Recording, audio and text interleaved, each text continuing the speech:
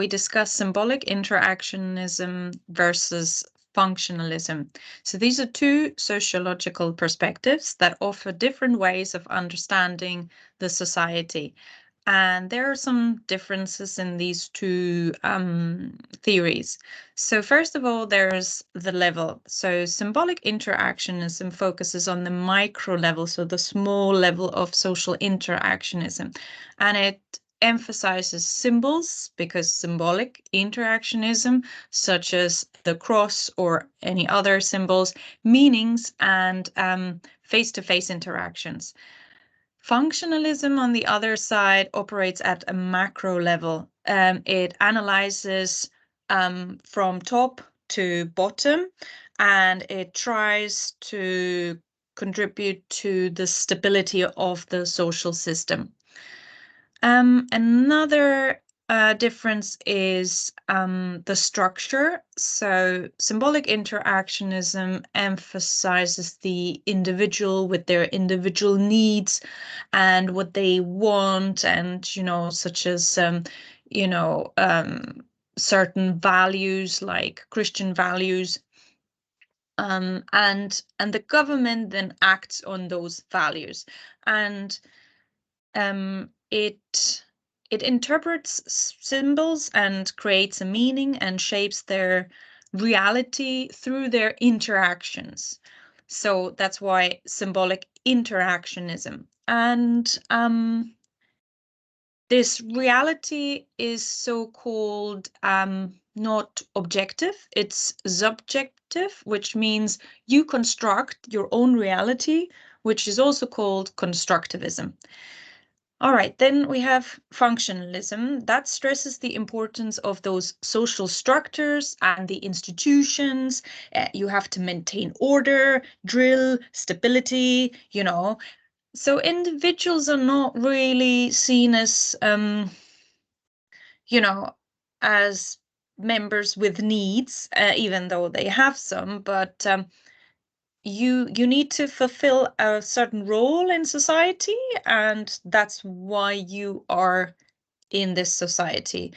So there is not much space for your needs, And the next difference is change. So in symbolic interactionism, there is constantly change. We have different things emerging.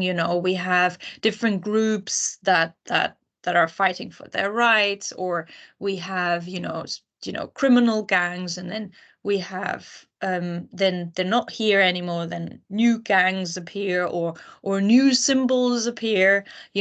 Just think about through history all of the symbols that even flags change and so on. So all of these things that you see in the world, even the NHS logo, they're seen as an ongoing process. And in functionalism, stability is the most important part, so this is the equilibrium of the society. And so change is not desired, and if so, not acknowledged and viewed as a gradual adjustment, and therefore is very slow. Then we have also some other differences, which you do not have to mention, for example, because you only need about 3 or 4 in your videos, so this would be too long.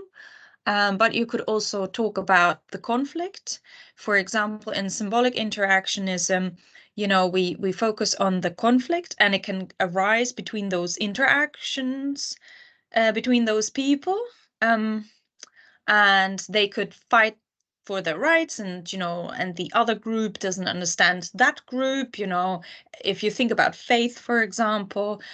And so that is a driving force in society. Whereas in functionalism, generally there is a downplay of this role of conflict in society. So they focus more on the idea of these institutions and these structures, they work together and they maintain that stability, and they are important. So if there isn't stability, so they are to blame, and they will change their laws and their regulations in order to maintain stability.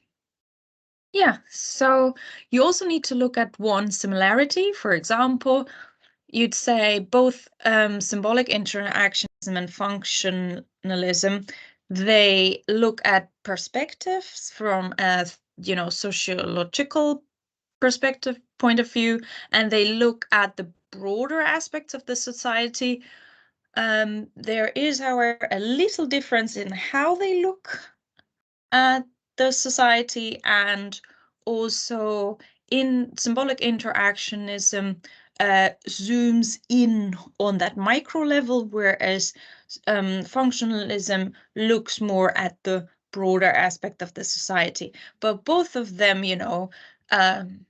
try to provide valuable insights, also on the dynamics of those social structures and lives from different point of views.